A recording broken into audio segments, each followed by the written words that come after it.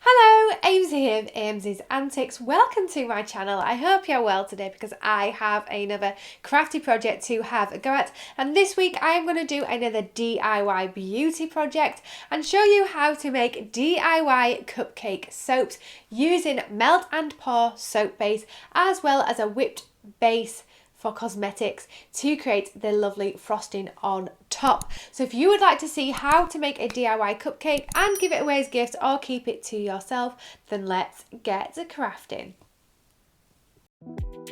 To make the DIY cupcake soap base, you are going to need some melt and pour crystal soap base, your chosen fragrance oil. Mine is a birthday cake fragrance oil here, as well as some soap colorant and some rubbing alcohol in a sprayable bottle for the finishing off the soaps.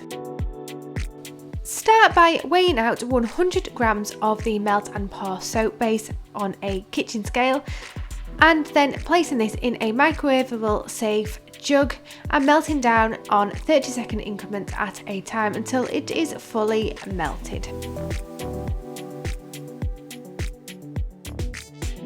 And then you want to add in the fragrance oil, and I am using Craftivator's fragrance oil in the scent birthday cake because obviously it's a cupcake, and this is 1 milliliter worth to make the soap skin safe. It is 1% worth of the total grams to work out that, and then adding in a tiny drop of a lemon yellow soap colorant to give this soap base a bit of a creamier cake look to it, and then again mixing this in thoroughly so it is all combined.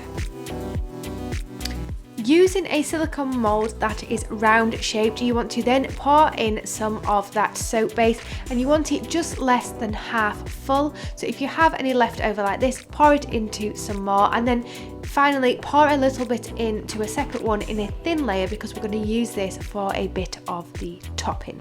You also want to spritz the top of these soaps with a little bit of that rubbing alcohol in the spray bottle. This will just remove any bubbles, and then allow their layer to harden and set. Weighing out some melt and pour soap base again, 50 grams worth, melting this in the microwave on 30-second bursts each before adding in 0.5 milliliters of that fragrance oil because it is 50 grams, 1%, 0.5 milliliters, and then add in some of your chosen colorant. This is going to be a pinky red middle, so it's like that jam part of a Victoria sponge cake, so change it to whatever colour you prefer or depth of colour you like, mixing it all in thoroughly. And then once the initial soap base has set, you can pour over that thin layer of the pink to create that sandwich part in the middle.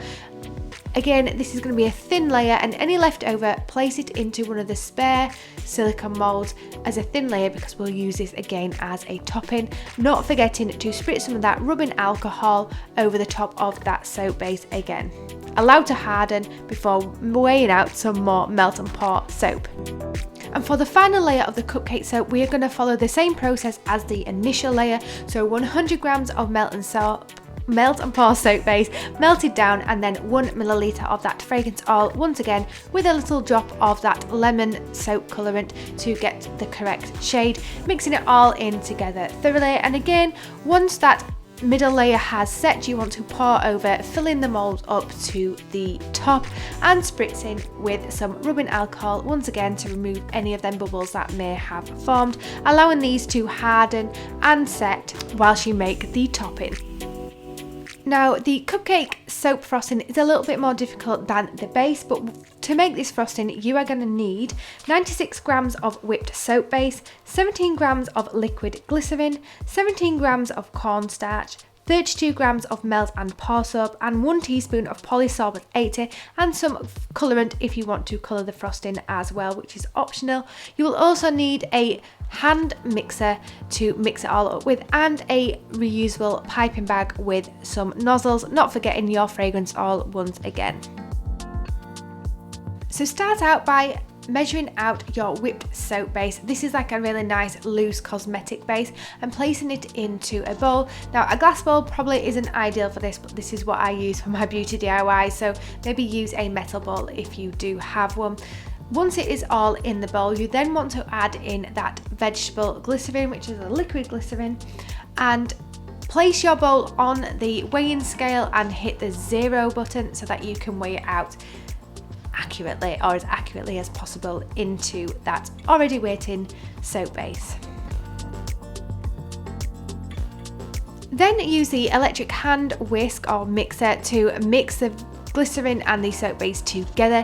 Now this should go like a cupcake frosting style consistency. And word of warning, when you're using any products that are for beauty and using hand whisks and spoons and stuff, make sure you have a separate one for beauty stuff and separate one for actual baking stuff, because you don't want to contaminate your baking with any fragrance oils, etc, etc. It just helps the cleanliness. Then add in the cornstarch to this newly whipped up base, and as you can see, it's a little bit difficult to mix in. And then you want to, once you've got a bit of a paste, you want to go back in with that hand mixer and whisk it up nice and frothy once again. And then it's time to add in that birthday cake fragrance oil once again, because it absolutely smells divine. I love it. And you want 1.5 milliliters of this fragrance oil, because that makes it skin safe as well. We're doing everything so we can use it safely.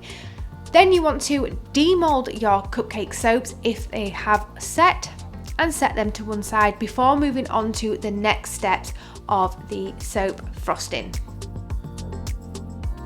Weigh out your melt and pour soap to the amount that is required, which is 32 grams, and then melt this in the microwave so it's nice and runny, adding in that teaspoon of polysorbate 80, giving it a good mix together. Now you will see that the soap is starting to set quite quickly, and I think that's because we've added the polysorbate 80, so you want to move quite quickly with this part. And then add the melted soap base to the whipped soap base and give it a good mix together, combining it again with that hand mixer. You want to keep whisking until you get meringue style peaks, and then add this to your reusable piping bag or any normal piping bag with a open star tip. And as you can see, that melt and pour soap has cooled down too much and it's created lumps in my soap frosting, so it's making it really difficult to pipe.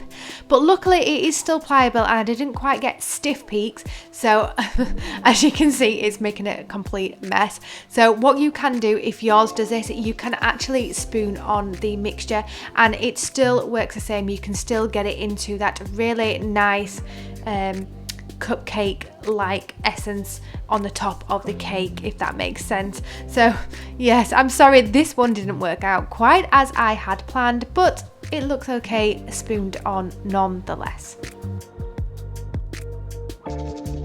And remember those thin layers of the melt and pour soap base we had left setting? Well, you can actually use them to decorate up your soap cupcakes. So what you want to do is grate these down with a cheese grater, and it will create little pieces of the soap that act like sprinkles or chocolate pieces. So all you want to do is sprinkle these on top of that frosting, then allow the frosting to begin to harden over a day or so, and then the DIY cupcake soaps are complete and ready to be used. There's a sparkle in your eyes. I feel the warmth of your skin. Just the touch of your hand makes me tremble with it. They have how to make a DIY cupcake soap using melt and pour soap base and a whipped cosmetic base for that topping. I think this has turned out wonderfully and it just smells divine. I gave one of these away as a gift and we kept the other one, and it just smells perfect. Oh, it's just gorgeous in that bathroom, and the scent really does fill the bathroom. Now, a word of warning with this fragrance oil, some fragrance oils can taint the colour of your soaps, and this is one of them. So mine has now gone a little bit more of a lighter brown rather than that creamy colour to it, but it still works fine. There's nothing wrong with it. It's just I think it's like a vanilla-ness in the fragrance oil that taints the colours. So there's not a problem if it does turn brown. It's just because it is reacting that way. So let me know what you think of this soap in them comments below, and whether you'll be having a go at making one. And if you do have a go at making anything, then please do remember to send it to me over on Twitter or Instagram, tag me, whatever you want to do, because I would love to see your creations. And whilst you're there, if you have enjoyed this video, then please do give it a big thumbs up, and don't forget to hit that subscribe button to keep up with more of my creative and crafty antics, and click that notification bell as well, because that will alert you each time my videos go live. I also have a blog, Aimsy's Antics, which I will link down below and up above for you to check out, because there's usually a little bit more information over on the blog. And with that said, I will see you in next week's video, and I hope you have a wonderful rest of your day and week, and I will see you next time. Happy crafting. Bye.